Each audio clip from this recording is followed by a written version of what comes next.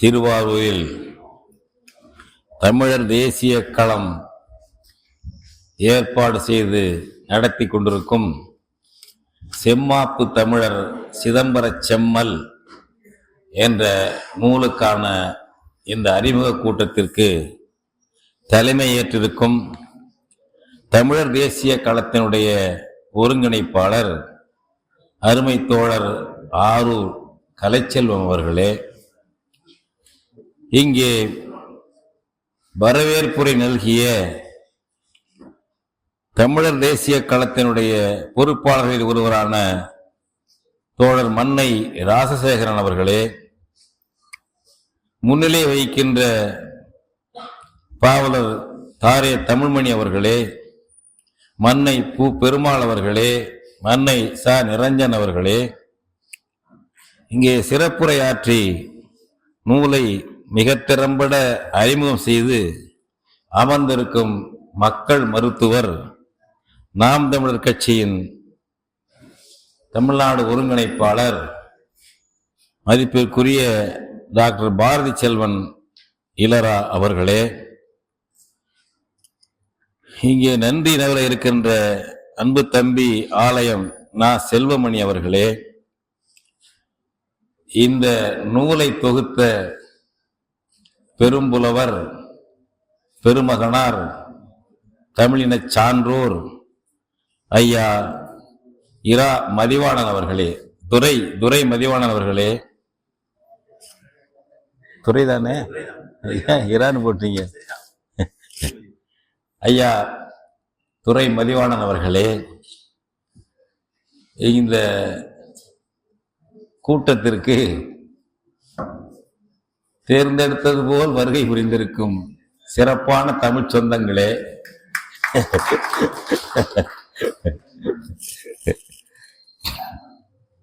இந்த நிகழ்ச்சி தொடங்குவதற்கு முன்பாக அருமையாக இங்கே அந்த அழகான பனைமரம் என்று ஈழத்து பாடலை எழுப்பிய தம்பி வசந்த் என்கிற வேணில் அவர்களே, அடுத்து அருமையான பாடலை பாடிய நம்முடைய அன்பிற்குரிய மாணவ செல்வம் என்னுடைய பேத்தி பாவலர் தாரே தமிழ்மணி அவருடைய மகள் நறுமுகை அவர்களே, இந்த கூட்டம் என்பது கருத்தாழம் மிக்கதாக சிறப்பாக நடந்து கொண்டிருக்கிறது.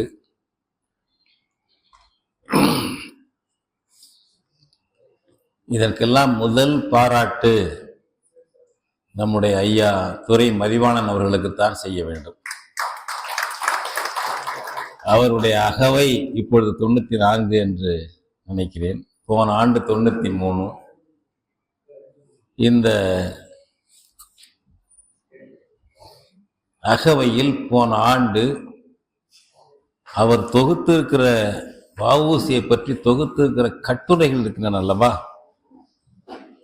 இது முடியுமாங்கன்னு சாத்தியமா எப்படி பண்ணாருன்னு தெரியல, வியப்பா இருக்கும்.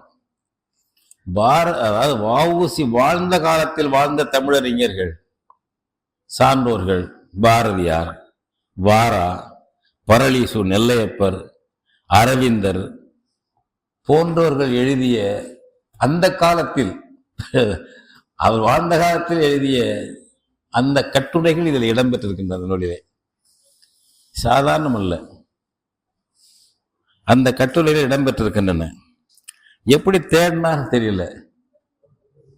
இந்த அகவையில் எங்கேயோ ஒரு இடத்துல அச்சாகி இருந்திருக்கும், தேடணுமே. இப்ப என்னால முடியாத, அதனால எவ்வளவு பேர் முடியும். அதாவது உள்ளத்தில் உண்மை உண்டானால் வாக்கினிலே ஒளி உண்டாகும் என்று பாரதி சொல்லுவாங்க.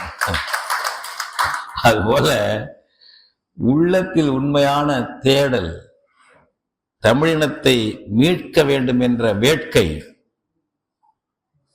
தமிழினத்தின் தலைவர்களுக்கு உரிய ஏற்பிசைவும் அறிமுகம் இல்லாமல் இருக்கிறதே என்ற கவலை, இவையெல்லாம் உந்தி தள்ளத்தான் முதுபெரும் வயதில் 90களில் இப்படி ஒரு தொகுப்பை ஐயா துரை மதிவாணன் வழங்கியிருக்கிறார்.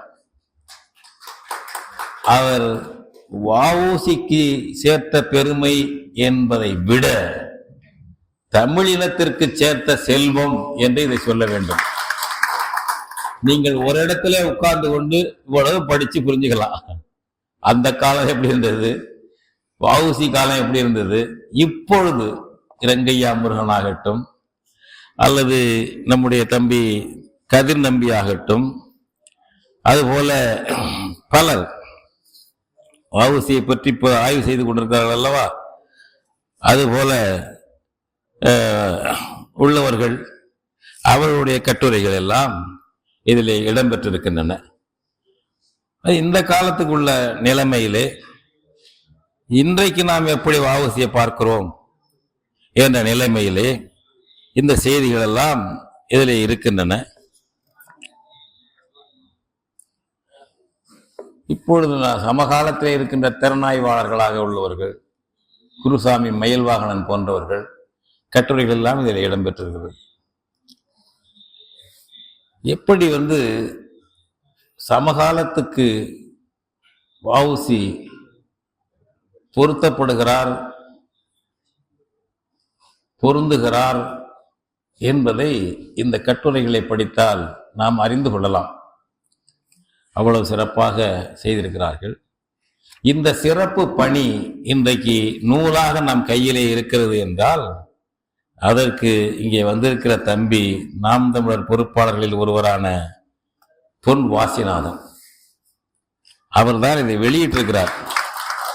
விடாப்பிடியாக இருந்து புதுக்கோட்டை பொன் வாசிநாதன் பூஞ்சோலை பதிப்பகம், அவருடைய பூஞ்சோலை பதிப்பகம், அதோ வந்திருக்கிறார்.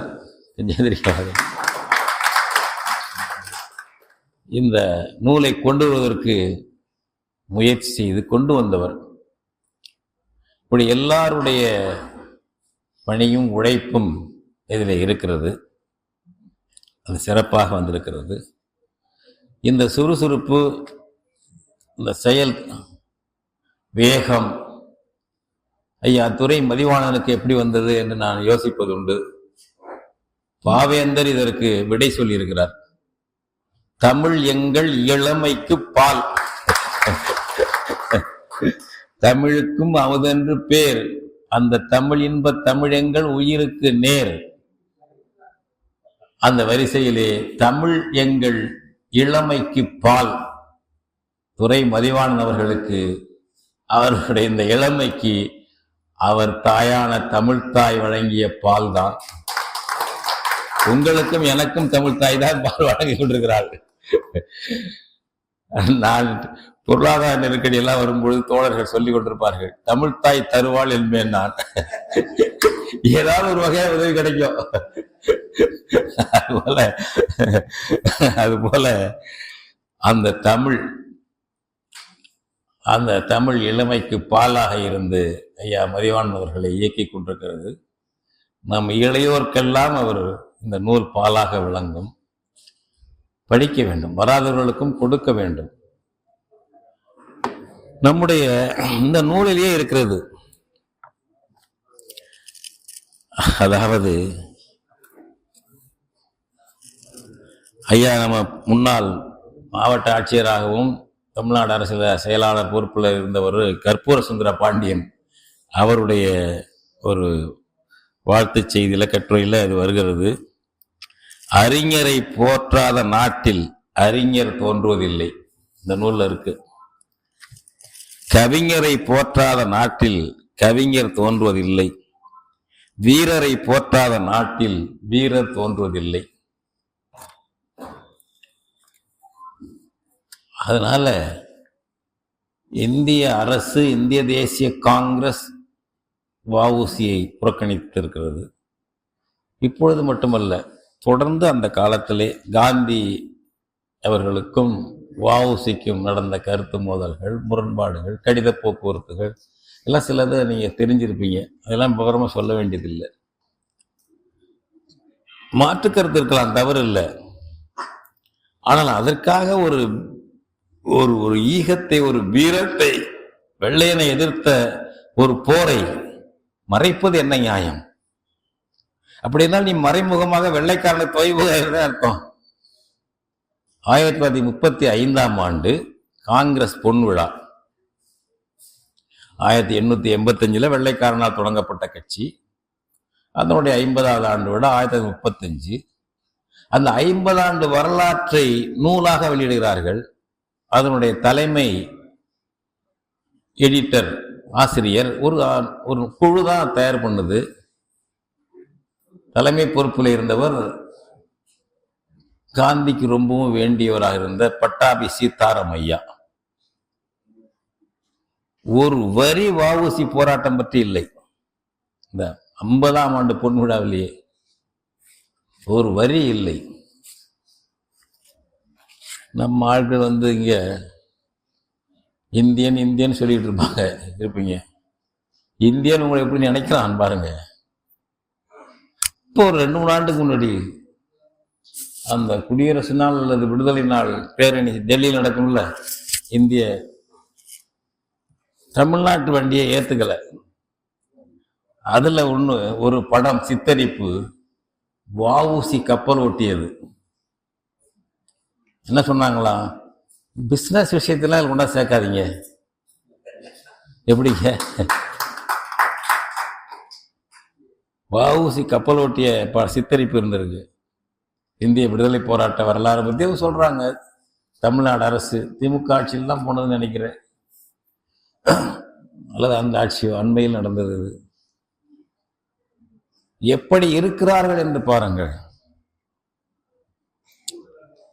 இப்பொழுது காங்கிரசின் தம்பி நரேந்திர மோடி ஒரிசாவிலே பேசினார் ஒரு 3-4 நாளுக்கு முன்னாடி.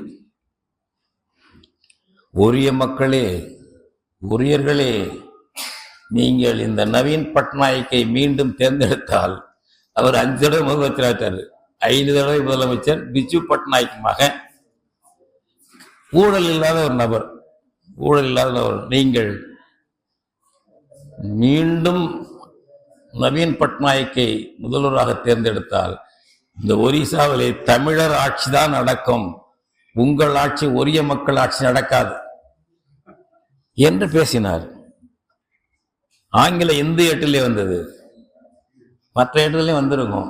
அவர் பேசினது இந்த மே மாதம் 12, 13 இந்த வாக்குல, அல்லது 11 இப்படி. இப்பதான் இங்க வந்தா என்ன பேசுவாரு?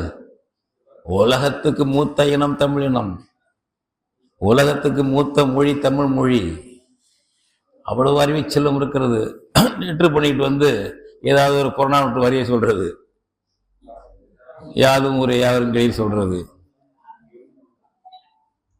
இந்த நபர் தான் ஒரிசா தேர்தலிலே தமிழர் தான் ஆழ்வார், ஒரியர் ஆளமாட்டார். அவங்க கட்சிக்காரங்களாம் அடுத்தாப்புல பேசுறாங்க. Out cider. என்ன காரணம்? அவுட் சைடர் ஆட்சி நடக்குதாங்க. VK பாண்டியன் என்று ஒரு தமிழன், அவர் இந்திய ஆட்சிப்பணி தேர்விலே வெற்றி பெற்று ஆட்சிப்பணியிலே போய் ஒரிசாவில் வேலை பார்த்துட்டார். அவர் சிறப்பா வேலை செய்து ஒரிய மொழியை கத்துக்கிட்டு ஒரிய மக்களுக்காக பாடுபடுறார். மதுரைக்காரரு, மதுரை மாவட்டம் மேலூர் பக்கத்திலே உள்ள ஒரு கிராமம், ஒரு சொந்த ஊர். ஒரிசாக்காரராகிட்டார். திருமணமும் பண்ணிட்டார் ஒரு பொண்ணு. அந்த அம்மாவும் IAS, பஞ்சாப் கேடுறது.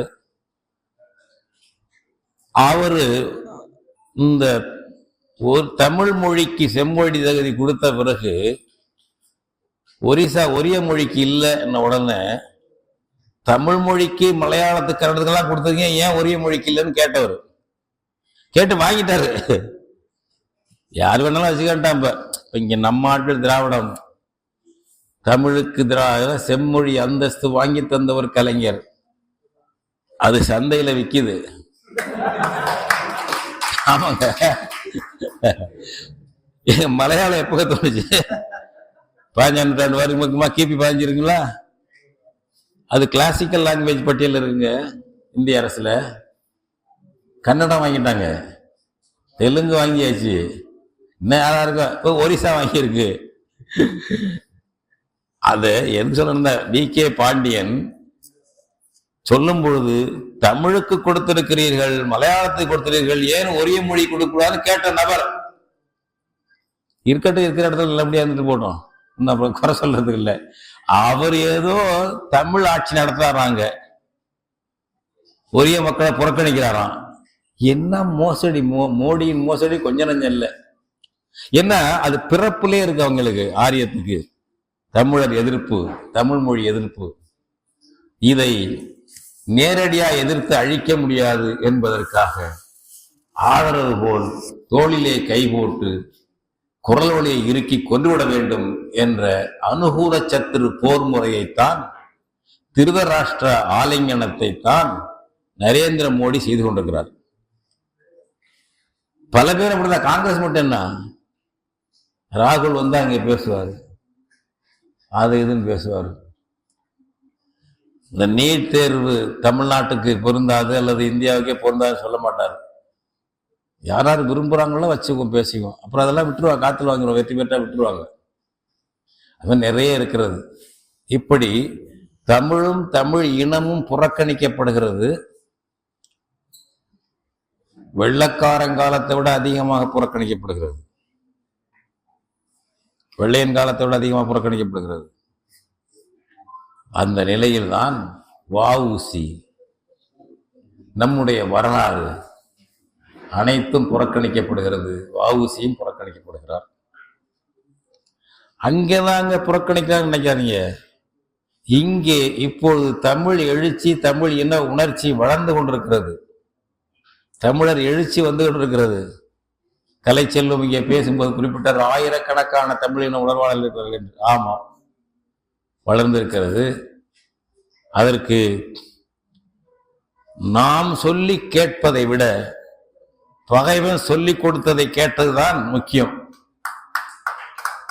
நம் இனத்தை அழிப்பதற்கு சிங்களனோடு இந்தியா கைகோத்து நின்றது. அதோடு திராவிடம் கைகோத்து நின்றது. டெல்லியிலே காங்கிரஸ் தலைமை அமைச்சர், தமிழ்நாட்டிலே கருணாநிதி முதலமைச்சர் 10 ஆண்டுகள் ஆண்டார்கள். இந்த காலத்தில் தான் கடுமையாக தமிழீழ விடுதலை போராட்டத்தை ஒடுக்கினார்கள். எல்லா உதவியும் செய்து இனப்படுகொலை செய்தார்கள்.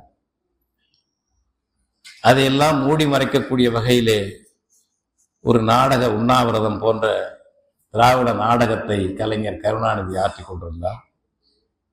இதிலே சாதாரண பாமர தமிழன் தமிழச்சி, காங்கிரஸ் கட்சியைச் சேர்ந்த தமிழன் தமிழச்சி கூட கண்டுபிடித்தார்கள், நம் இனத்தை அழிப்பதற்கு காங்கிரசும் திமுகவும் ஒன்றாக இருக்கின்றன என்று. இது கற்றுக் கொடுத்த பாடம்தான் இங்கே இன உணர்ச்சி அதிகப்படுத்தியது. அதன் பிறகு நாம் தமிழர் கட்சி வருகிறது. இன அரசியலை முதன்மைப்படுத்துகிறார்கள். டெல்லி ஏகாதிபத்தியம், திராவிட திரிபுவாதம் ரெண்டையும் எதிர்க்கிறார்கள். இளைஞர்களிடம் ஒரு வீழ்ச்சி பெற்றிருக்கிறது. ஆக நம்முடைய தமிழ்நாட்டு மக்களுக்கு சொந்த இன உணர்வை, சொந்த மொழி உணர்வை பெரிய அளவுக்கு வெளிப்படுத்த வேண்டுமானால் லட்சக்கணக்கில் தமிழ் இனம் உயிர் பலி கொடுக்க வேண்டியிருக்கிறது. தன் திறனாய்வா இதையும் பார்த்துக் கொள்ளுங்கள். ஈழத்தமிழர்கள் இவ்வளவு பேர் பலியான பிறகுதானே நமக்கு தெரிகிறது. பகைவன் காங்கிரஸ்காரன் மட்டுமல்ல, பாஜகவும் தான். டெல்லி என்பதே தமிழ்நாட்டை ஒரு காலனியாக வைத்திருக்கக்கூடிய ஏகாதிபத்தியம் தான்.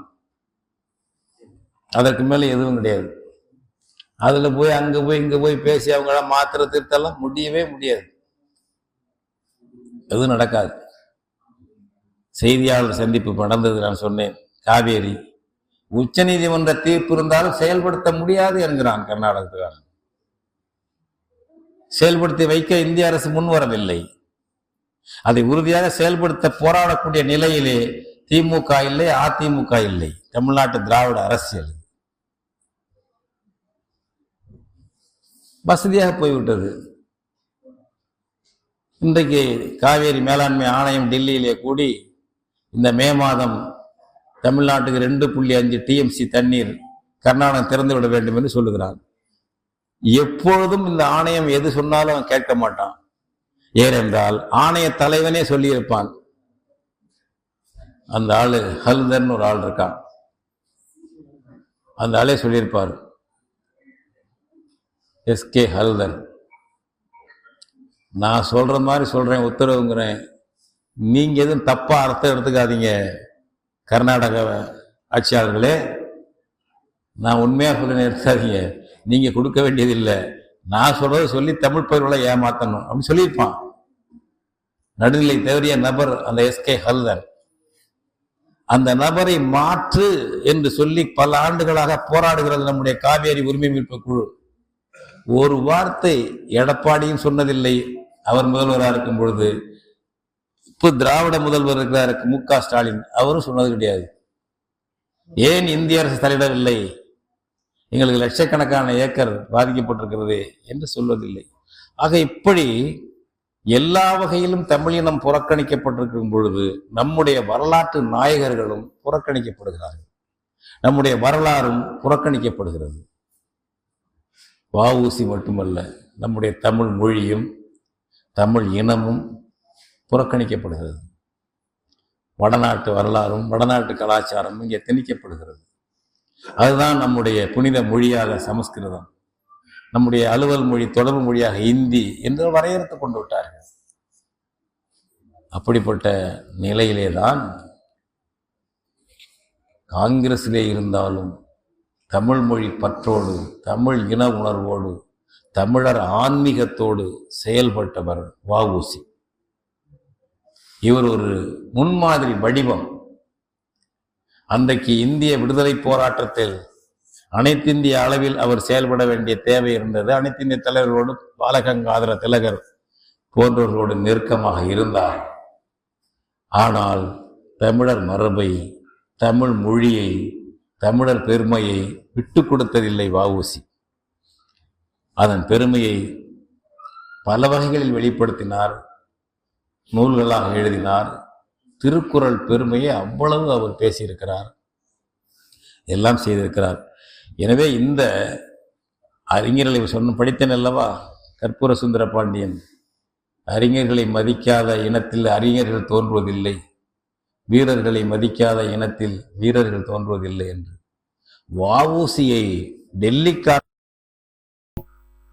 தமிழ்நாட்டுக்காரன் எப்படி மதிக்க, தமிழ்நாட்டு மக்கள் எப்படி போற்றாமல், நமக்குள்ள பலவீனத்தையும் நாம் நினைத்துக் கொள்ள, நமக்குள்ள பலவீனத்தையும் நாம் நினைத்துக் கொள்ள. பல தடவை கூட்டங்களை சொல்லியிருக்கிறார்.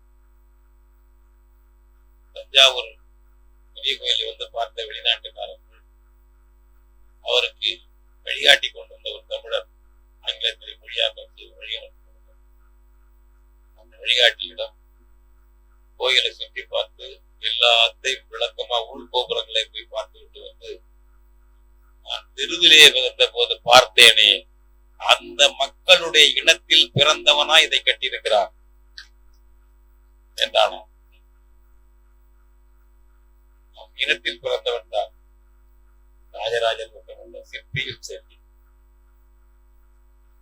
அந்த பெருந்தச்சன் ராஜராஜன் தன்னுடைய ராஜராஜன் பட்டத்தை சிற்பிக்கு கொடுத்தார். முரசு அறிவித்து அரசு அறிவிப்புகளை செய்யும் பறையருக்கு கொடுத்தார். பெரிய கோயில் பிறப்பு விழாவிலே ராஜராஜ பெருந்தச்சன் குஞ்சர மல்லன் அதான் தலைமை பொறியாளர். தச்சன் என்றால் பொறியாளர். ராஜராஜ பெருந்தச்சன் என்ற பட்டத்தை கொடுத்து சிறப்பித்தார். பெரிய கோயில் பிறப்பு விழா ராஜராஜன். அப்படி உள்ள ஒரு இனம் பின்னடைவு ஏன் இப்படி போயிடுச்சு, இவ்வளவு பின்னடைந்து போனது? இன்னும் உரியமான இடங்கள்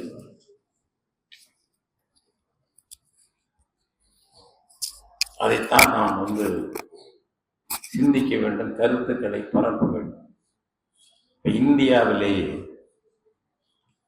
ஒரு சேலஞ்ச், சவால் விட்டு வெள்ளக்காரனுக்கு அரசியல் விடுதலையும் எங்களுக்கு வேண்டும், பொருளாதார விடுதலையும் வேண்டும் என்று இணைத்த பெருமகன் யார்?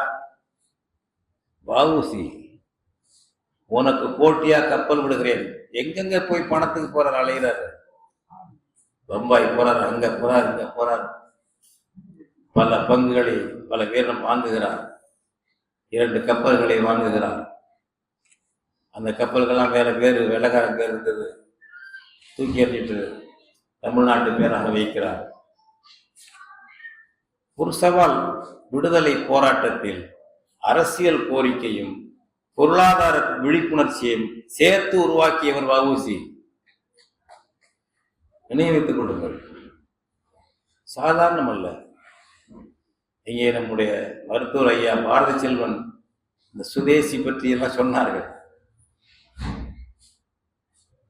முடிதிருத்த வரக்கூடிய தொழிலாளி வெளிநாட்டு கத்தியை வைத்திருந்தால் நீ முடிதிருத்தாதே என்று சொல்லி வெளியே அனுப்பியவர். சாதாரணமா? ஒவ்வொரு பொருளும் நம்முடைய உற்பத்தி தான், வாங்க வேண்டும். இந்த சுதேசியம் பற்றிய ஒரு தனி கட்டுரை இருக்கிறது. சுதேசிய பைத்தியம் என்று ஒரு கட்டுரை இருக்கிறது. நம்முடைய வெங்கையா முருகன், சுதேசி பைத்தியம் வஉசி ஆய்வாளர் வெங்கையா முருகன் எழுதிய கட்டுரை இருக்கிறது. அப்படி ஒவ்வொன்றும் அவர் எதை எடுத்தாலும்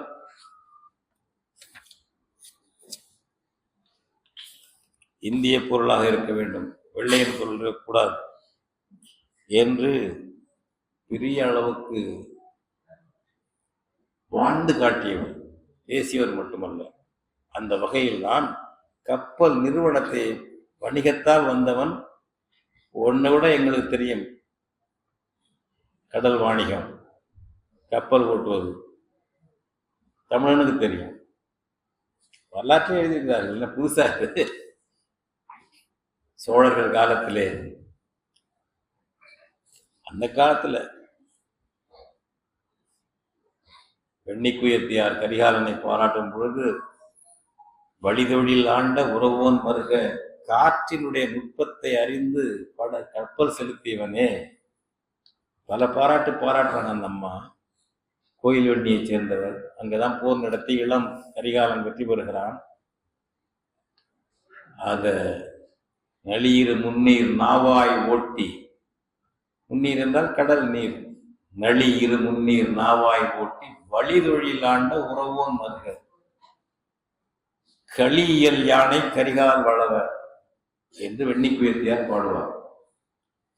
மற்ற சிறப்புகளை சொல்லி காற்று நுட்பத்தை பயன்படுத்தி கடல் அலையில் எப்படி கப்பலை ஓட்டுறது என்ற நுட்பத்தை அறிந்தவன் நீ. கரிகாலன் மட்டுமா அறிந்திருப்பார், அவனுக்கு முன்னோர்கள் தமிழர்கள் அதை கற்றிருப்பான். காற்று போகும் திசையிலெல்லாம் கப்பல் போகும் என்பதல்ல இதன் பொருள். தயவு செய்து புரிந்து கொள்ளுங்கள். அதுதான் வழிதொழில் ஆண்ட. காற்று ஒரு பக்கம் வீசலாம், அதன் பயன்படுத்தி எதிர்த்து போனாலும் அதன் வழியிலே போனாலும் அதை எப்படி பயன்படுத்திக் கொள்வது என்ற தொழில்நுட்பத்தை அறிந்தவன் கரிகாலன். தொழில்நுட்பத்தை அறிந்தவன் தமிழச்சி, அறிந்தவள் தமிழச்சி, அறிந்தவன் தமிழன். அந்த மரபிலே வந்தவன் கரிகாலன். ஆன்மீகத்தில் கூட 19ஆம் நூற்றாண்டு எழுச்சி பெற்ற மறுமலர்ச்சி ஆன்மீகராக, தமிழர் சீர்திருத்தவாதியாக எழுச்சி பெற்ற வள்ளலார் சொன்னார், தன்னை பற்றி சொல்லும்போது சொன்னார், வாழையடி வாழையென வந்த திருக்கூட்ட மரபில் யானும் ஒருவனோ. என் இனம் ஏற்கனவே இப்படி வந்திருக்கிறது, அதில் நான் ஒருவன். இது இனப்பெருமை, யாரையும் ஆதிக்கம் செய்யக்கூடிய இன தற்குறித்தனம் அல்ல. எல்லாம் துறந்த வள்ளல் பெருமான் அதையே சொல்லணும், வரலாற்றை சொல்லுகிறார்.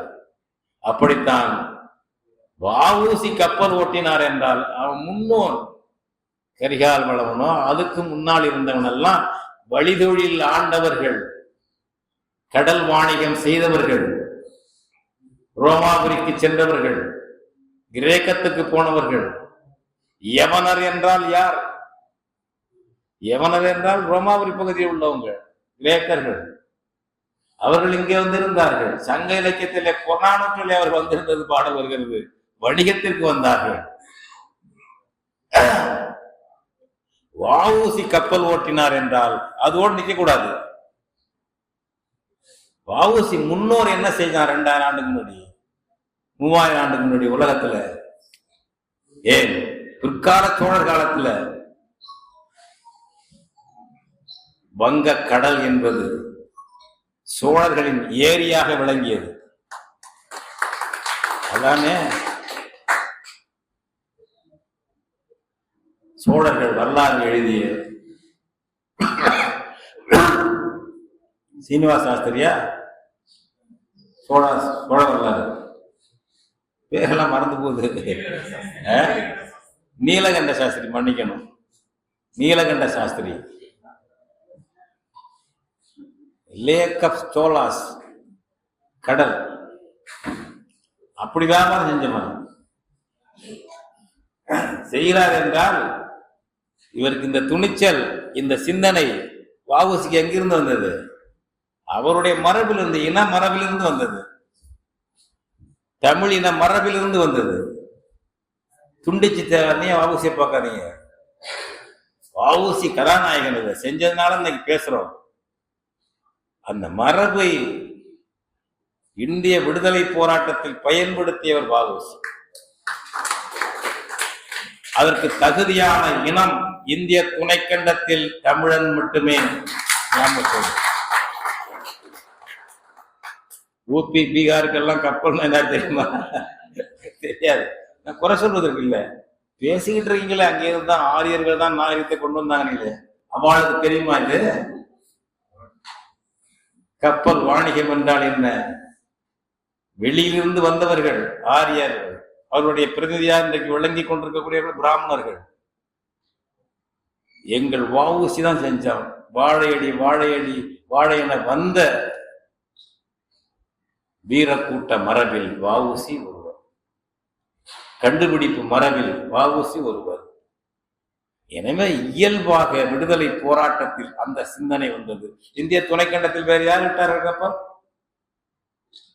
அது என்ன விளையாட்டு வேலையாக கொண்டுடுறது? எவ்வளவு கடினம். அதனாலேயே பாதிப்பு வஉசிக்கு. நான் தனிப்பட்ட திறனாய்வு என்று செய்தார் சொல்லுவேன். அரசியல் தலைவர் வஉசி கப்பல் வாணிகம் செய்திருக்க கூடாது. பாதிக்கப்பட்டவர். ஆனால் இன்ஸ்டிங்க்ட், உள் உணர்வு தூண்டுது அவனுக்கு. இந்த எண்ணம், இந்த இன உணர்வு, தொழில்நுட்பம்.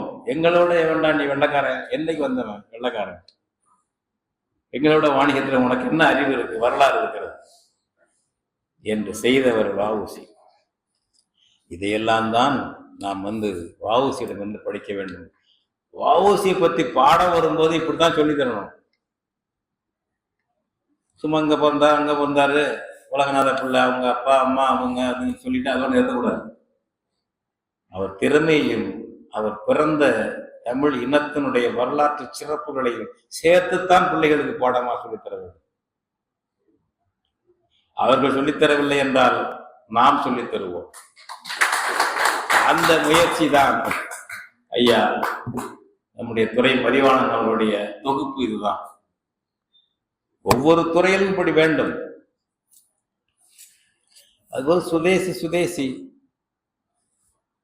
அதெல்லாம் கப்பல் சொல்றாரு. உடை மில் துணியா இருந்தா கொடுத்து, கத்தி வெளிநாட்டு கத்தியா இருந்ததுனால சேவிங் பண்ணிக்காத, முடி வெட்டிக்காத, ஒவ்வொன்றும் எல்லாம் தமிழ்நாட்டிலே இருக்கணும், பயன்படுத்தணும் என்ற உணர்வு வந்தது. இதை பேசுகிறோம். இதை பேசும் பொழுது தமிழன் தமிழச்சிக்கு என்ன உணர்வு வரணும்? இன்றைக்கு இதெல்லாம் தமிழ்நாட்டில் எப்படி இருக்கிறது என்று சிந்திக்க வேண்டும். வஉசி காலத்தில் இருந்ததை விட அயலார் ஆதிக்கம், அயலார் பொருட்கள் தமிழ்நாட்டிலே வளம் வருகின்றன. தமிழர் உற்பத்தி பொருட்கள் புறக்கணிக்கப்படுகின்றன. எந்தெந்த துறையில? சுதேசி பெருமையை பேசினால் போதுமா? சுதேசினா என்னங்க? இது தன் தேசம்னு அர்த்தம். சுதேசினா தன் தேசி, சுதேசியம் என்று போட்டிருக்காருங்க. சுதேசியம் என்றால் தன் தேசியம் என்று பொருள். தமிழ்ல இருந்து போனது. தேயம் நடைமுறை வழக்கிலே தேசமாகி வடக்கே இருந்து வந்தவன் அதை தேச ஆக்கினான். நம்ம அது வட சொல்லுன்னு சொல்றோம், நம்ம சொல்லுது. புயல் என்பதை பொசல்னு சொல்றது இல்லையா, வியாழக்கிழமையை சாலக்கிழமைன்னு சொல்றது இல்லையா, கிராமத்துல. அது போலதான் நம்முடைய தேயம் தேசமானது. அவன் எடுத்துக்கிட்டு தான் அவன் சொல்லு மாதிரி. உனக்கு எங்க உன் சான்ஸ்கிரிட்டுக்கு யாரு எவனுக்கு தாய்மொழி அது? சமஸ்கிருதம் சரி, முகலாய ஆட்சியிலே போடப்பட்ட கலப்பு குட்டி இருக்குல்ல இந்த இந்தி, முகலாய ஆட்சியில போடப்பட்ட கலப்பு குட்டி அது. அரபி, சமஸ்கிருதம் இதெல்லாம் சேர்ந்து இன்னும் பல மொழிகள், தமிழ், அங்க இருக்க பழைய சில மொழிகள், இதுக்கு பிறந்தது தான் இந்துஸ்தானி, இந்தி, அல்லது அவங்க வேற ஒன்று சொல்லுவாங்க, இந்த பாகிஸ்தான்ல இருக்குன்னா உருது. உருது, இந்துஸ்தானி, இந்தியெல்லாம் ஒரே மொழி தான். அவன் கொஞ்சம் பார்த்துக்குவான், சேர்த்துக்குவான்.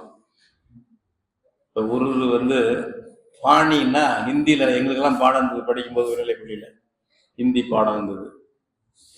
தேர்ச்சிக்கு மதிப்பெண் கட்டாயம் இல்லை, தேரான தேர்வு எழுதணும். வாரம் 2 வகுப்பு இருக்கும் ஹிந்தி வகுப்புலாம். பாணி அப்படின்னா தான் தண்ணீர் சொல்லிக் கொடுவாங்க. நான் தொடர்வண்டி நிலையங்களில் பார்த்துருக்கேன், வடநாட்டிலையும் சரி எங்கேயும் சரி, தண்டா பாணி, இந்த குளிர்ந்த தண்ணிக்கு வேற ஒன்று போடுவாங்க, ஹாட் வாட்டரு, கூலிங் வாட்டர் எல்லாம் சொல்லுவாங்க. பாணி தண்ணீருக்கு பாணின்னு போடுவாங்க. இப்போ எதை போடுறாங்க மோடி ஆட்சியில்? ஜல். ஏனென்றால் இந்த பாணி என்பது அரபி, உருதெல்லாம் அந்த அரபிகளாம் கலந்தது, அது கலந்து உருவான ஒரு சொல்லுது, முஸ்லீம்கள் பயன்படுத்துகிற சொல்லு. ஜல் என்பது அவாள் மொழி, சமஸ்கிருதம், எல்லாம் கலந்து தானே. அதனால அசலாக சமஸ்கிருதம் மயமாக்கிட வேண்டும், ஜல்லும் பண்ணு. அப்படி இந்த சுதேசியத்துக்கு சொல்ல வந்தேன். நமக்கு தன் தேசியம், சுதேசியம் என்று வைத்தார்கள். அவர்கள் காலத்துல அனைத்திந்திய போராட்டம், அனைத்திந்திய நிலையில் இருக்கிறத சுதேசியம், தன் தேசியம் என்றார்கள். சமூக அறிவியல் படி பார்க்க போனால் இந்தியா ஒரு தேசம் அல்ல. இந்தியாவில் இயற்கையான தேசங்கள் பல இருக்கின்றன. ஒரு தேசம் என்பதற்கு ஒரு தாய்மொழி, ஒரு சொந்த தாயகம், சொந்த வரலாறு, சொந்த பண்பாடு, இதெல்லாம் இருக்கணும்.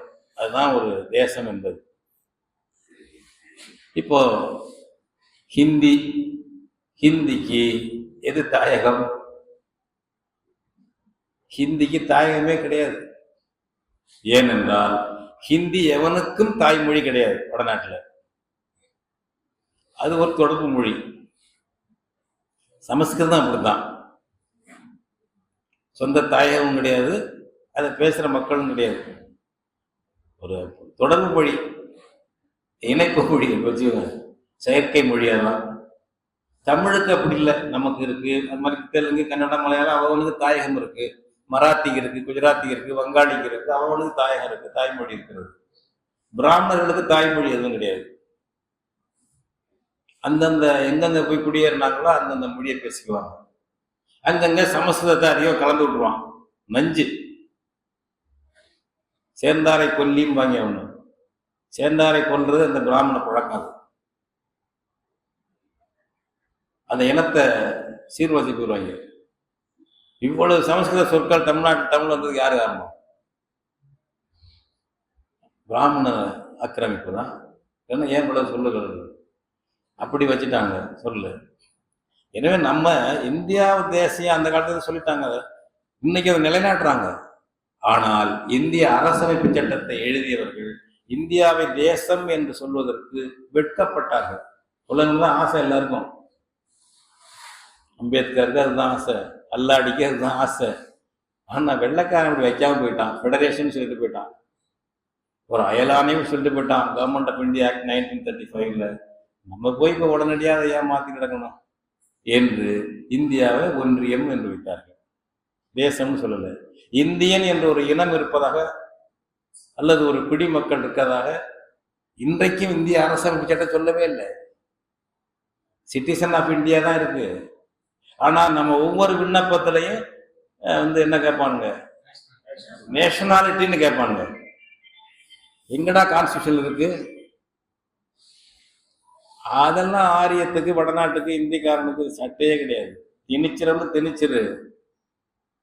நம்ம ஆட்கள் அது தமிழன்னு சொன்னா பிரிவினைவாதம். நம்ம ஆட்கள ஏன்னா எங்க அம்மாவை அம்மான்னு சொன்னா கிடையாது, உங்க தாயேன்னு சொன்னா அது பிரிவினைவாதம், அசிங்கமாது. எப்படி மாத்தி வச்சிருக்கான் பாருங்க. தமிழன்னு சொன்னா பிரிவினைவாதம், இந்தியன்னா தேசியம். எங்கேயாவது அதுக்கு ஒரு இந்தியன் ஒரு இனம் இருக்கா? அதுக்கு ஒரு தாய்மொழி இருக்கா? ஒரு தாயகம் இருக்கா? வெள்ளக்காரனுக்கு பிறந்த கள்ள குழந்தை இந்தியா என்பது. அதுக்கு முன்னாடி நாடு இருந்தது எங்கேயாவது? அவன் வேணும்னு சொல்லல. அதுக்கு முன்னாடி இருக்கா? இல்ல உன் கான்ஸ்டியூஷன் போட்டிருக்கியா India nation? India that is Bharat shall be a union of states. ஸ்டேட்னா அரசு தான், ஞாபகம் வச்சுங்க. தெளிவா சொல்றான். 1935 ஆக்ட சொல்றான், ப்ராவின்சஸ் அண்ட் ஸ்டேட்ஸ்ங்கிறாங்க கான்ஸ்டியூஷன்ல. 35 கான்ஸ்டியூஷன்ல ப்ராவின்சஸ்னா சென்னை மாகாணம் போன்றது. சென்னை மாகாணம், பம்பாய் மாகாணம், இதெல்லாம் ப்ராவின்சஸ், மாகாணம். ஸ்டேட்ஸ் எது? ஹைதராபாத் நிஜாமுடைய அரசு, புதுக்கோட்டை சமஸ்தானம் அரசு. இது மாதிரி அயன்ஸ் இருந்துச்சு, தனியா இருந்தது, இந்தியாவுடைய இணையாம இருந்தது. ஆனா வெள்ளக்காரனுடைய ஓவரால் கண்ட்ரோல் இருக்கும். பிரசிடென்ட் அதிகாரியை போட்டு கணிச்சிட்டு இருப்பான். இதையும் சேர்க்கிறான் கான்ஸ்டியூஷன்ல, 1935 கான்ஸ்டியூஷன்ல. Provinces and states. அந்த ஸ்டேட்ஸை கொண்டாந்து இங்க மாநிலத்துக்கு போட்ட,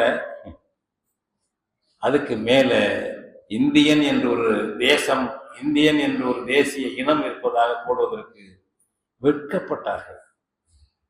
அவ்வளவுதான். இப்பைக்கு அதெல்லாம் போட்டுருவாங்க. இனிமே நடைமுறையில் இந்தியன் என்று கொண்டு வந்து விட்டார்கள். இப்படி நம்முடைய ஒரு ஒரு தேசிய இனத்தை, நம்ம இனத்தை சொன்னாலே இனவெறி என்பது, அவன் இதை சொல்றது. அது வெள்ளக்காரங்காலத்துல மன்னராட்சியை, பிரிட்டன் மன்னராட்சியை, இங்கிலாந்து மன்னரை புகழவில்லை என்றால் தேச துரோகம். அவரை விமர்சனம் பண்ணா தேச துரோகம். அவன் கொடி யூனியன் ஜாக்குன்னு அந்த கொடியை பத்தி விமர்சனம் பண்ணா தேச துரோகம்.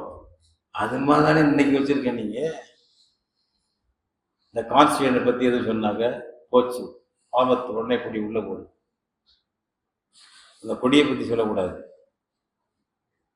இது மாதிரி வைத்திருக்கிறார்கள்.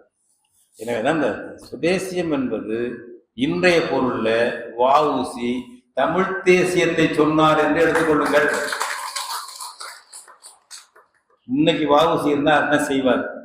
அவர் இருந்திருந்தாருன்னா தமிழ் தேச குடியரசை உருவாக்கி இருப்பார். ஏன்னா அவங்க செயல் வீரர்கள், செயல்படக்கூடியவர்கள். இந்திய ஒரு தேசம்லாம் இப்ப ஒத்துக்க மாட்டாங்க. அன்னைக்கு ஒரு விடுதலை, வெள்ளக்காரன் வெளியேற்றணும். அன்றைக்கும் கூட ஜின்னா என்ன பண்ணாரு, வெள்ளையை நான் இருக்கிறப்பா, ஆனா எனக்கு தனிநாடு வேணும், நாங்க தனியினம். மதத்தை பயன்படுத்திக்கிட்டாரு. இனம் தனிதான், அவங்க ஒவ்வொரு இனம் இருக்கு, பல இனம் இருக்குப்பா. அங்க போராட்டி இருக்கான் பாகிஸ்தான்ல, தனித்தனி நாட்டுக்கு. பக்தூனிஸ்தான்ல இருந்து எத்தனை போராட்டி இருக்காங்க. சிந்து கூட தனியா கேட்கிறான், தனிநாடு கேட்கிறான். பஞ்சாப் தான் எல்லாரையும் அங்க மேலாதிக்கம் பண்ணுதுன்னு பாகிஸ்தான், பஞ்சாப். அதுபோல அங்க இங்க நமக்கு அப்படி ஒரு சரியா உண்மையா நம்ம எழவில்லை. வ.உ.சி. அரசியலிலே இருந்திருந்தால் தொடர்ந்து அவருக்கு இந்த கருத்து என்பது வளர்ந்திருக்கும். அவரை புறக்கணித்தார்கள். அவர் இந்திய விடுதலைக்கு எதிராக சிந்திக்க விரும்பவில்லை. அரசியலிலும் ஒரு நடைமுறையில் அரசியலிலும் இல்லை. ஒதுக்கப்பட்டார், ஒதுங்கி விட்டார். இயல்பாக ஒரு அரசியலில் இருந்திருந்தால் இந்த கோரிக்கைகளை எல்லாம் வஉசி போன்றவர்களே எடுத்திருப்பாங்க, அந்த காலத்தில் எடுத்திருப்பாங்க. என் கருத்து, பாகிஸ்தான் ஜின்னா போல தமிழ்நாட்டிலே வஉசிகள் உருவாகி இருக்க வேண்டும். இந்த வெள்ளக்காரன் கொடுத்துட்டு போயிருப்பான், பெரிய பிரச்சனை ஒன்றும் இல்லை. மக்கள் ஆதரவை காட்டணும், மக்கள் ஆதரவை கொஞ்சம் காட்டணும், அவ்வளவுதான். அதுக்கு மேல இப்படி கேட்குறியா, தேசத்துறவு முன்னிட்ட உனக்கு தூக்கு தண்டனை 7 ஆண்டு ஜெயில, அதெல்லாம் சொல்ல மாட்டான் வெள்ளக்காரன். எளிதா கொடுத்துட்டு போயிட்டான், மக்களை திரட்டினாரு ஜின்னா. எனவே இப்ப நமக்கு என்ன ஆகுது? இப்ப வஉசியை நினைச்சு பாருங்க. இப்ப எந்த பொருள் நம்ம தமிழ்நாட்டில் உற்பத்தி நம்ம பயன்படுத்துற பொருள்? வெள்ளக்கார முதலாளிகளை விட அதிகமாக வடநாட்டு முதலாளிகள் தமிழ்நாட்டு இன்னைக்கு ஆதிக்கம் பண்றான்.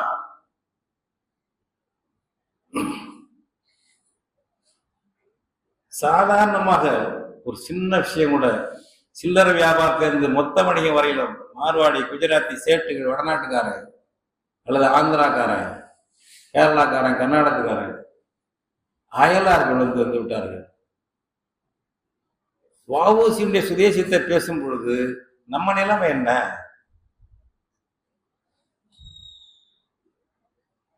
யாரு கீழே இருக்கிறோம்? நம்ம உண்மையில் பார்க்க போனா அரசியல் தலைமையில வடநாட்டுக்காரனுக்குள்ள தான் இருக்கிறோம். இப்ப காங்கிரஸ் அல்லது மோடி, மோகன் பகவத் வச்சுக்கோங்க, எல்லாம் ஆரியத்துவ கட்சிகள். காங்கிரசும் பாஜகவும் ஒருகர் இரட்டை. காங்கிரசுடைய உடன்பிறப்பு தான் பாஜக, மறந்து விடாதீர்கள். பாஜக பாயசம் தான். இந்திரா காந்தி பாயசத்தை விடவா? பெரியவங்களுக்கு தெரியும்ல, 75-76 இந்திரா காந்தி பண்ண அட்டூழியம் தலைமை அமைச்சராக இருந்துட்டு கான்ஸ்டிடியூஷனே நிறுத்தி அந்த மாதிரி வச்சிருச்சு. எல்லாம் அது கான்ஸ்டிடியூஷன் நிறுத்தப்பட்டு விட்டது. பேசிக் ரைட், அடிப்படை உரிமை எல்லாம் கிடையாது. தொழிற்சங்க உரிமை கிடையாது, பொதுக்கூட்டம் போட முடியாது, தேர்தல் கிடையாது. 71 பிறகு 76 நாடாளுமன்ற மக்களவை தேர்தல் நடந்திருக்க வேண்டும், முடியாதுன்னு சொன்னம்மா. 76 நடத்தல. தமிழ்நாடு ஆட்சியை டிஸ்மிஸ் பண்ணிச்சு திமுக ஆட்சியை. பேச்சுரிமை இல்லை, தொழிற்சங்க உரிமை, போராடக்கூடாது தொழிற்சங்கம். நாளேடுகள், வாரையேடுகள் முன்கூட்டியே மாடல் காப்பி கொடுத்து தணிக்கை அதிகாரியுடைய ஒப்புதல் கையெழுத்து பெற்றாதான் மறுநாள் காலையில தினமணி வரும், தினத்தந்தி வரும், ஹிந்து வரும், எக்ஸ்பிரஸ் வரும். நாளேடு முத நாளே கையெழுத்து வாங்கணும். ப்ரீ சென்சார்ஷிப் வைத்தது யாரு? இந்திரா காந்தி. காங்கிரஸ் ஆட்சி. ஆட்சிகளை முதல் மாநில ஆட்சியை கவிழ்த்து பழக்கிய நபர் பண்டிட் நேரு. இஎம்எஸ் நம்பூதிரிப்பாடு ஆட்சியை கலைச்சாரு 57-58 வாக்குல. சாதாரணமா இந்திரா காந்தி கலைக்காததா மாநில ஆட்சியை? கருணாநிதி ஆட்சியை அரசியல் முரண்பாடு காரணமாக தான், வேற எதுவும் கிடையாது. 76 ஜனவரி 30-31 கலைச்சது இந்திரா காந்தி மாநில ஆட்சியை. எம்ஜிஆர் பேச்சை கேட்டுக்கொண்டு, எம்ஜிஆரோட சேர்ந்து கொண்டு தனிக்கட்சி வச்சுட்டார் எம்ஜிஆர். அதன் பிறகு அதே இந்திரா காந்தியோட கருணாநிதி சேர்த்து கொண்டு எம்ஜிஆர் ஆட்சியை கலைக்க சொன்னார். இந்திரா காந்தி எம்ஜிஆர் ஆட்சியை கலைச்சது. மறுபடி கருணாநிதி ஆட்சியை காங்கிரஸ் கட்சி ராஜீவ் காந்தி பின்னால் இருந்து கொண்டு 89 90 கலைக்க சொன்னார் கருணாநிதி ஆட்சி. என்ன சாதாரணமா அவங்களுக்கு இந்த ஆட்சி கலைக்கிறதெல்லாம்? அது மாதிரிதான் பாஜக. அதை விட, அதாவது தம்பி அண்ணனை விட தம்பி ரொம்ப வேகமா இருப்பான், முரடத்தனமா. அது மாதிரி காங்கிரஸை விட அதிக முரடனாக பாஜக இருக்கு. அண்ணன் தம்பி தான் 2 பேரும். இந்த புரிதல் எல்லாம் இல்லாமல் நாம ஒரு வஉசி இங்க மறுபடியும் உருவாக முடியாது. வஉசி போன்றவர்களுக்குரிய மரியாதை இங்க கிடைக்காது. வஉசி சுதேசி இயக்கத்தை படிக்கும் பொழுது தமிழ்நாடு இன்னைக்கு எப்படி இருக்கு? புதுடில்லிக்கு காலனியா இருக்கிறது. இதை புரிந்து கொள்ளாமல் வந்து நீங்க பேசுனீங்கன்னா அல்லது பேசுனீங்கன்னா ஒரு தீர்வுள்ள ஒரு பலனும் இல்லை. வெறுமனே போற்றி விட்டு போகலாம், வஉசியை போற்றி விட்டு போகலாம். இன்று காலனியாகத்தான் இருக்கிறோம். எதுவும் செய்ய முடியாது, ஒன்றும் செய்ய முடியாது. நீட் தேர்வு வேண்டாம்னு சட்டசபையில் தீர்மானம் போட்டால் அது வெறும் கிடையாது, செய்யுது, அதிகாரம் கிடையாது. டெல்லி ஒத்துக்கொண்டால்தான் ஒவ்வொன்றிலும் அது நடக்கிறது. இது போல இந்த பொருள் உற்பத்தி நம்ம பயன்படுத்துறது எல்லாம் எப்படி ஆயிட்டோம், அயலாருக்கு அடிமைப்பட்ட மனநிலைக்கு வந்துட்டோம். நம்ம பிள்ளைகளுக்கு பேர் தமிழ்ல வைக்கிறோமா? எப்படி பழகிப்பட்டு பாருங்க. குழந்தை ஒண்ணு ஏதாச்சும் விபத்துல செத்து போச்சுன்னு படிக்கும் பொழுது பரிதாபமா இருக்கும். பேர் என்னன்னா ஆஷிஷ்னு இருக்கும். அதனால செத்து கொண்டு நினைக்கிறது இல்லை. எங்கேயாவது பிள்ளைக்கு தமிழ் பேர் இருக்குல்ல? லட்சத்துல ஒண்ணு இருந்தா பெரிய விஷயம் தமிழ் பேர். தாத்தன் பாட்டன் பாட்டி பேர் வைக்கிறது கூட கிடையாது. ஏன்னா தமிழ் பேரா போயிடுச்சே. எல்லாம் சமஸ்கிருத பேர், இந்தி பேர். பிள்ளைகளுக்கு படிக்க வைக்கிறது பூரா ஆங்கில பயிற்சி மொழியில, ஆங்கில மீடியம், தமிழ் கிடையாது. ஒரு பிள்ளை, ஒரு பையன் ஒரு நிகழ்ச்சியில அதிக மதிப்பெண் வாங்கிட்டான், பாராட்டு நிகழ்ச்சி நடக்குது. அந்த பையனை, தம்பி நீ என்ன படிக்கிறன்னு கேட்கிறேன். 9th படிக்கிறேன். அப்ப சிபிஎஸ்சி சிலபஸ்ல படிக்கிறேன், சிபிஎஸ்சி பள்ளிக்கூடத்துல படிக்கிறேங்க. மத்திய பாடத்திட்டம் இந்தி பாடமா இருக்கும், தமிழ் கட்டாயம் இல்லை. 9வது படிக்கிற புள்ள பெருமையா என்ன சொன்னது, சிபிஎஸ்சி பள்ளியில படிக்கிறேன் நான், பாடத்திட்டம் உள்ள பள்ளியில 9th ஸ்டாண்டர்ட் சிபிஎஸ்சி பாடத்திட்டத்தில் படிக்கிறேன். சிபிஎஸ்சி ஸ்கூல், அந்த பையன் பாடத்திட்டம்னு சொல்ல தெரியல அவனுக்கு. சிபிஎஸ்சி ஸ்கூல்ல படிக்கிற பள்ளிக்கூடத்து பேர் வேற. இப்படி இருக்கிறது. அம்மா மம்மி ஆகி கொண்டிருக்கிறாள், அப்பா டேடி ஆகி கொண்டிருக்கிறார். இதெல்லாம் இதுல எல்லாம் மாற்றம் எடுக்க, கொண்டு வர, தமிழ் மயப்படுத்த உறுதி ஏற்பதுதான் வஉசிக்கு செய்யும் நன்றி கடன். இன்றைய தலைமுறை வஉசியை படிப்பதற்கான பொருள் அதுதான். அந்த வகையில் நாம் உள்வாங்கிக் கொள்ள வேண்டும், வஉசியை உள்வாங்கிக் கொள்ள வேண்டும். நம் முன்னோர்கள் இப்படிலாம் இருந்திருக்கிறார்கள், சாதனையாளர்கள். மன்னர்கள் காலத்தில் மட்டுமல்ல, ஜனநாயக காலத்தில் வஉசி இருந்திருக்கிறார், பலர் இருந்திருக்கிறார்கள். நம்முடைய விடுதலை போராட்ட வீரர்கள் இந்திய வரலாற்றிலே, இந்திய காங்கிரஸ் வரலாற்றிலே உரியவாறு இடம்பெறார். கலைச்செல்வம் பேசினார். நம்ம மருது சகோதரர்களாக இருக்கட்டும், வேலு நாச்சியாராக இருக்கட்டும், யாருன்னு கேட்பாங்களா நாட்டில்? இங்க ஊருக்கு ஊரு நேரு தெரு இருக்கும், பட்டேல் தெரு இருக்கும், ராஜேந்திர பிரசாத் தெரு கூட இருக்கும், காந்தி தெரு இருக்கும். வடநாட்டிலே ஒரு வள்ளுவர் தெரு உண்டா? வஉசி தெரு உண்டா? வைக்கிறானா? நீ ஏன் வைக்கிறங்கிற? சந்திரசேகர ஆசாத்து தெரு கூட இருக்குதுங்க, இருக்குங்க. அவருடைய அந்த பையன் இளைஞர், அவருடைய தியாகத்தை போற்றுவோம், சந்திரசேகர ஆசாத்தை. அவரையெல்லாம் கொண்டாந்து பிரபலாக்கிறீங்க இல்லைங்க. எங்க வஉசிக்கு உண்டாங்க எங்கேயாவது தெரியுமா? வடநாட்டுக்காரனுக்கு வெள்ளையனை எதிர்த்து போராடிய மருது சகோதரர் தெரியுமா? வேலு நாச்சியார் தெரியுமா? அவங்களுக்குலாம் தீரன் சின்னமலையை தெரியுமா? அப்புறம் நம்ம நம்ம தளபதி எல்லாம் இருக்காங்க, நிறைய பேர் இருக்காங்க, அவங்க எல்லாம் தெரியாது. அவன் படிக்க மாட்டான், சொல்லித்தர மாட்டான். விழுந்து வந்து படிப்போம் வடநாட்டு காரணம் வரலாற்று. இங்க அண்டி பிழைக்கும் உளவியல். தரகர்கள் நம்மை ஆளுகிறார்கள், வடநாட்டு தரகர்கள் நம்மை ஆளுகிறார்கள், வடநாட்டு ஏகாதிபத்தியம் நம்மை ஆளுகிறது. தமிழ்நாட்டில் இருப்பவர்கள் அவங்களுக்கு தரகர்கள். இந்த உணர்வு வந்து இதை மாற்றி நம்முடைய வரலாற்றை நாம் மதிக்க வேண்டும். வெளியார் பேரை வைக்கக்கூடாதுன்னு வைங்க, முடிவுக்கு வாங்க. ஒரே ஒரு கேள்வி நான் விரைவில் முடிச்சுக்கிறேன். இந்த அண்டி பிழைக்கும் உலகில் தமிழன் தமிழச்சிக்கிறதுங்க. கேரளா, மேற்கு வங்காளம் கம்யூனிஸ்ட் வளர்ந்த ஒரு மாநிலங்கள். அங்க யாருக்காவது லெனின், ஸ்டாலின் பேர் இருக்குங்களா? நான் அந்த மாநாட்டுக்கெல்லாம் போயிருக்கேன். சிபிஎம்ல இருக்கும்போது யாருக்கும் லெனின் ஸ்டாலின் பேர் கிடையாது. இங்க படிக்கணும் தான் லெனின் ஸ்டாலின். ஏன் இப்படி பண்றீங்க? அண்டி பிழைக்கிற உளவியல் அவன் வச்சிருக்கான எங்கேயாவது? கம்யூனிஸ்ட் தானே, அவன் கம்யூனிஸ்ட் தானே. அவன் இனத்து பேர் வச்சுக்கிறான், அவன் தாத்தன் பேர் வச்சுக்கிறான், பாட்டி பேர் வச்சுக்கிறான். உனக்கு தற்சார்பு இல்லை தமிழன் தமிழச்சிக்கு.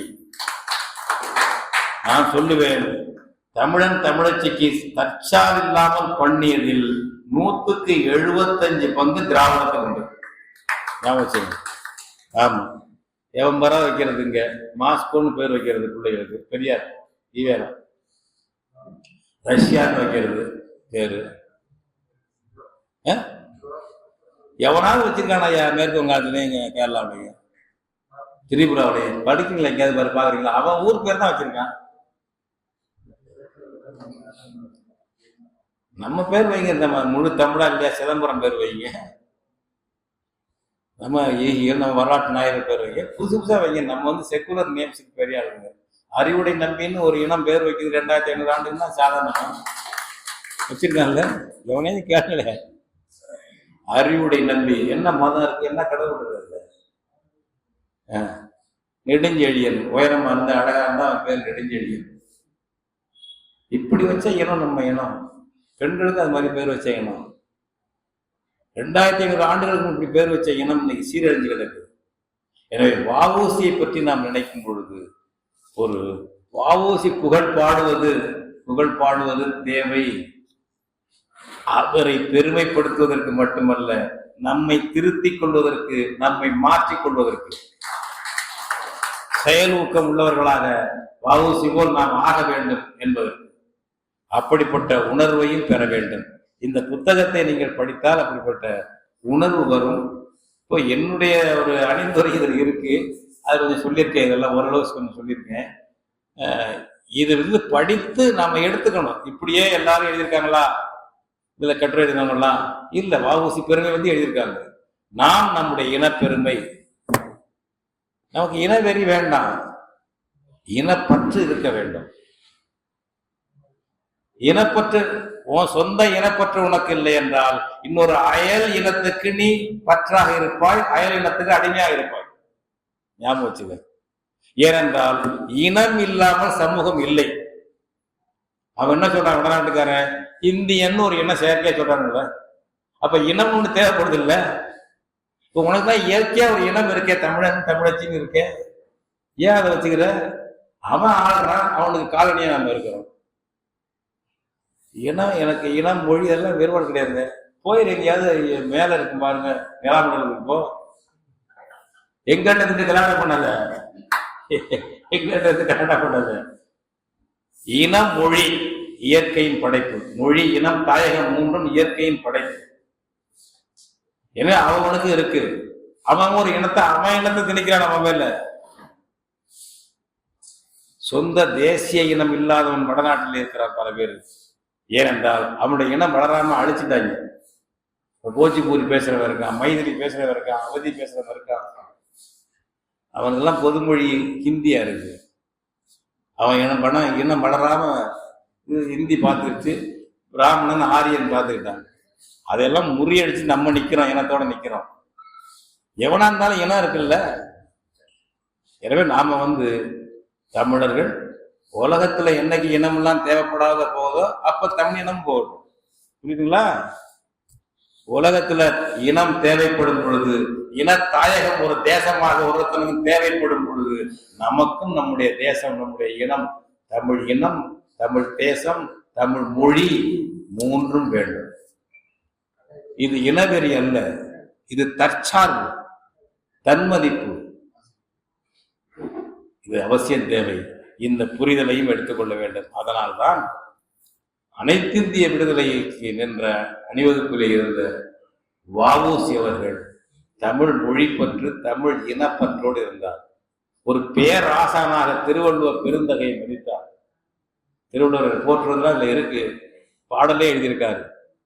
பேராசானாக திருவள்ளுவரை அந்த காலத்திலேயே அவர் ஏற்றி மதித்தார். எப்படிப்பட்ட நபர் பாருங்க, சாதாரண இல்லை.